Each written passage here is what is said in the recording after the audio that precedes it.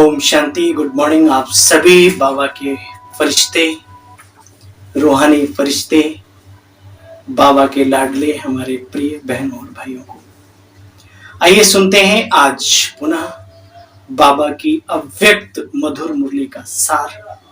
29 जून 2025 और 31 दिसंबर 2005 में बाबा ने ये महावाक्य मधुबन में उच्चारे थे। ऐसा महसूस करेंगे कि हम बाप दादा के सामने बैठकर मुरली का श्रवण कर रहे हैं। पहले अपनी आत्मिक स्थिति बनाएं और फिर स्वमान धारण करें, मैं गॉड फादरली स्टूडेंट हूं।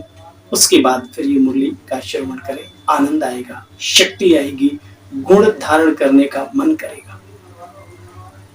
नए वर्ष में अपने पुराने संस्कारों को योग अग्नि में भस्म कर ब्रह्मा बाप समान त्याग, तपस्या और सेवा में बच्चे नंबर 1 बनो। किसमें नंबर बनना है? त्याग, तपस्या और सेवा में। लेकिन उससे पहले क्या करना है? योग अग्नि में अपने पुराने संस्कारों को भस्म करो और ब्रह्मा बाप समान त्याग, तपस्या में, सेवा में नंबर 1 बनो। आज बाप दादा चारों ओर के सन्मुख बैठे, सन्मुख चाहे दूर, दिल के समीप सभी हैं, सभी को देख रहे हैं, सर्व को 3 मुबारक दे रहे हैं। एक नवजीवन की मुबारक, नव युग की मुबारक, तीसरी आज के दिन नव वर्ष की मुबारक। बच्चे मुबारक हो, मुबारक हो, मुबारक हो। सबसे बड़ी महिमा इस संगम युग की है, पुरुषोत्तम युग की है, जहां आप ब्राह्मण भाग्यवान आत्माएं बैठे हो। तो बोलो बच्चे, क्या ये नशा रहता है? हम संगम युगी भाग्यवान आत्माएं हैं। आप बच्चे कलयुगी नहीं हो, संगम युगी हो, संगम युगी, जहां आत्मा का परमात्मा से मिलन मेला होता है। कभी स्वप्न में भी नहीं सोचा था कि ड्रामा में मुझ आत्मा का ऐसा भाग्य नूधा है। सोचा था क्या? नहीं ना। अब देखो मिल गया। बस इसको संभाल के रखना हम सबका काम है। आत्मा का परमात्मा से मिलने का भाग्य था और है। बाप भी हर बच्चे के भाग्य को देख सदा हर्षित होते रहते हैं। वाह मेरे श्रेष्ठ भाग्यवान बच्चे, वाह वाह। कल बाबा ने कहा था हाय हाय नहीं करनी, परसों हाय हाय नहीं करनी, तो फिर क्या करना है? वाह वाह करना है। अपने समय को जो मूल्यवान बनाता है, समय उसे मूल्यवान बना देता है। साकार मुरलियों में भी जीवन जीने की बड़ी कलाएं बाबा देते रहते हैं और अव्यक्त मुरली तो पूरा खजाना ही वही होता है। तो बाबा कहते हैं बच्चे नशा रहता है, वाह भाग्य हमारा। और बाबा भी कहते हैं देखो वाह भाग्यवान बच्चे, वाह। भगवान भी हमारे भाग्य के गुण गाता है। मेरा ब्राह्मण परिवार, वाह वाह। अपने भाग्य को देख दिल में अपने प्रति वाह वाह आती है। कितने प्रकार की वाह रे मैं, वाह वाह मेरा भाग्य, वाह वाह मेरा बाबा, वाह। सभी बोलो वाह मेरा बाबा, वाह वाह मेरा ब्राह्मण परिवार, वाह। यह वाह वाह के गीत ऑटोमेटिक दिल में गाते रहते हो ना। वही गा सकते हैं जो बाबा के प्रति, बाबा के परिवार के प्रति, अपने प्रति वफादारी से, ईमानदारी से चलते हैं।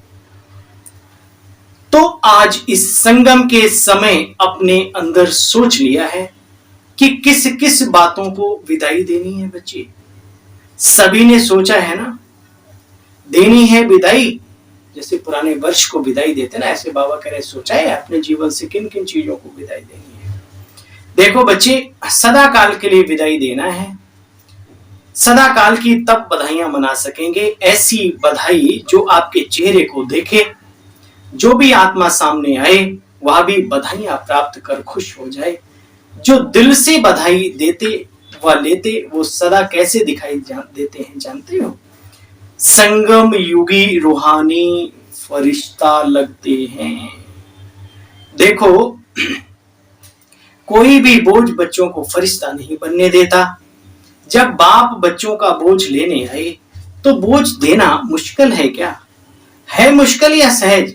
जो समझते हैं बोझ दे दिया बाबा को, वो जरा हाथ उठाओ। अच्छा, मुबारक हो, मुबारक हो, मुबारक हो। बाबा मुबारकबाद देते हैं। तो ये कला सीखनी है। हम और हमारे, हम और हमारा जो कुछ भी है सब बाबा के हवाले करके जो अपने जीवन को सब सौंप दिया प्रभु तुम्हारे हाथों में। फिर बोझ किस बात का? न सेवाओं का बोझ, न लौकिक का बोझ, न बालक बच्चों का बोझ, किसी भी प्रकार का नहीं। हाँ, सिर्फ अटेंशन देना है, बाबा की याद की, दिव्य गुण धारण करने का, ये सब अटेंशन देना है। देखो बच्चे, देखो बादशाह बनाया बाप ने। हर बच्चे को क्या कहते हैं? मेरे बेफिक्र बादशाह बच्चे। तो बोझ का फिक्र होता है क्या? बाप आए ही हैं 63 जन्मों का बोझ लेने। तो देख रहे हैं कई बच्चों को बोझ उठाने की आदत पड़ गई ना, तो भारी हो जाते हैं। तो जब बाप प्यार से कहते हैं बच्चे बोझ मुझे दे दो, तो क्यों नहीं देते? सबसे सूक्ष्म बोझ संस्कारों का है, बाबा को क्यों नहीं देते? आदतें जो हैं, कहना बाबा आप हमारी आदतों को ठीक करो, हम सर्व प्रिय बन जाएं, हमारे मुख से ऐसे रतन निकले जो सभी को अच्छे लगे, है ना? रतन तो सबको अच्छे लगते हैं। तो बोलने का तरीका, ये जो वाक कला है, ये बहुत जरूरी है जीवन में, है ना? तो आज बाप दादा सभी बच्चों को मुबारक दे रहे हैं, इशारा भी दे रहे हैं। ये पुराना संस्कार समय पर धोखा भी देता है, अंत में भी धोखा देने के निमित्त बन जाएगा। इसलिए बाप को पुराने संस्कारों का बोझ दे दो। योग लगाते हो, बाप दादा को योग में अभ्यास करते हुए देखते, अमृत वेले भी देखते हैं। अमृत वेले भी बहुत पुरुषार्थ करते हैं, लेकिन योग तपस्या तप के रूप में नहीं कर पाते। प्यार से याद करना जरूर है, रूरिहान भी है। शक्ति लेने का भी अभ्यास करना। याद को इतना पावरफुल अभी बच्चों ने बनाया नहीं है। बच्चे जो जो संकल्प करो, विदाई तो विदाई हो जाए। योग अग्नि के रूप में कार्य नहीं करती, इसलिए बच्चे योग को पावरफुल बनाओ। संकल्प तो करते हैं, ये मैंने त्याग दिया, ये चीज छोड़ दी, विदाई कर दी, लेकिन फिर उसके वशीभूत हो जाते हैं। इसलिए बाबा कहते बच्चे हमेशा याद रखो कि कुछ भी हो, एक बार दृढ़ संकल्प ले लिया, उसको बार बार रिवाइज भी करो कि मैंने ये दृढ़ संकल्प लिया, तो काम करेगा। तो सुना, इस वर्ष स्व के प्रति क्या करना है बच्चे? शक्तिशाली बेफिक्र बादशाह बनो, क्योंकि सभी का लक्ष्य है। किसी से भी पूछो, कहते हैं हम विश्व राज्य प्राप्त करेंगे, राज्य अधिकारी बनेंगे। राजयोगी कहलाते हो ना, प्रजा योगी तो नहीं। कोई है सारी सभा में जो प्रजा योगी हो?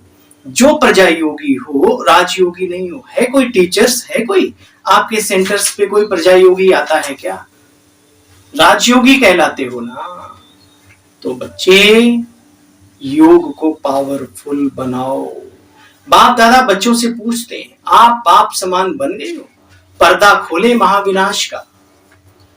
खोलेंगे तो कोई कंघी कर रहा है, कोई फेस को क्रीम लगा रहा है, ऐसा तो नहीं। बाप दादा को पर्दा खोलने में देरी नहीं लगेगी। ब्रह्मा बाप को देखो साकार में, तो ब्रह्मा बाप को फॉलो करना है ना। ब्रह्मा बाप ने त्याग, तपस्या और सेवा का लास्ट कड़ी तक साकार रूप में प्रैक्टिकल दिखाया करके अपनी ड्यूटी, शिव बाबा द्वारा महावाक्य उच्चारण की ड्यूटी भी लास्ट समय तक निभाई। लास्ट वरदानी शब्द भी याद है ना, निराकारी, निर्विकारी और निरहंकारी बनो। जिसको याद हो वो जरा हाथ उठाओ। अच्छा, तो आप बच्चे सब संतुष्ट हो? विश्व कल्याण का कार्य पूरा हो रहा है। जो समझते हैं कि विश्व कल्याण का कार्य समाप्त हो गया है, पूरा हो गया, वो हाथ उठाओ। अच्छा नहीं तो कैसे कहते हो फिर विनाश हो? जब अभी कल्याण वो कार्य पूरा ही नहीं हुआ तो बाबा कहते हैं कैसे कहते हो कि महाविनाश हो। अच्छा समझा, क्या करना है, काम तो पूरा करो। अच्छा, चारों ओर के सदा उमंग उत्साह में रहे आगे बढ़ने वाले, सदा हिम्मत से बाप दादा की पदम गुणा मदद के पात्र बच्चों को सदा विजयी रतन हैं, हर कल्प में विजयी बने थे, अब भी हैं और हर कल्प में विजयी बनेंगे। ऐसे विजयी रत्नों को सदा एक बाप दूसरा ना कोई, संसार की आकर्षण न संस्कारों की आकर्षण, दोनों आकर्षणों से मुक्त रहने वाले बाप समान बच्चों को बाप दादा का याद प्यार गुड मॉर्निंग। बाबा आपको भी नमस्ते, नमस्ते। संस्कारों का बोझ भी बाबा को दे देना है। वरदान, सदा काल के अटेंशन द्वारा विजय माला में पिरोने वाले बहुत समय के विजयी आत्मा भव। बहुत समय के विजयी माला के दाने बनते हैं। विजयी बनने के लिए बाप को सदा सामने रखो, जो बाप ने किया वही हमें करना है। हर कदम पर जो बाप का संकल्प वही बच्चों का, जो बाप के बोल वही बच्चों के, तब कहेंगे विजयी आत्मा। ये अटेंशन सदा काल का चाहिए बच्चे, तब सदा काल का राज्य प्राप्त होगा, क्योंकि जैसा पुरुषार्थी वैसी प्रारब्ध। सदा काल का पुरुषार्थ ही सदा काल का राज्य भाग्य दिलाता है। मेन क्या है? पुरुषार्थ। स्लोगन, सेवा में सदा जी हाजिर करना यही सच्चे प्यार का सबूत है। इशारा है, आत्मिक स्थिति में स्थित रहने का अभ्यास करो बच्चे, अंतर्मुखी बनो। जैसे कोई भी व्यक्ति दर्पण के सामने खड़े होते ही स्वयं का साक्षात्कार कर लेता है, ऐसे ही बच्चे आत्मिक स्थिति शक्ति रूप के दर्पण के आगे कोई भी आत्मा आवे, तुम्हारे फेस को देखे, एक सेकंड में स्वस्वरूप का दर्शन का साक्षात्कार कर ले। आपके हर कर्म में, हर चलन में रूहानियत का अट्रैक्शन हो। जो स्वच्छ आत्मिक बल वाली आत्माएं हैं वह सबको अपनी ओर आकर्षित जरूर करती है। सुना? अच्छा भाई, ओम शांति। कल फिर मिलते हैं साकार मधुर मुरली के साथ, तब तक के लिए ओम शांति, नमस्ते, नमस्कार।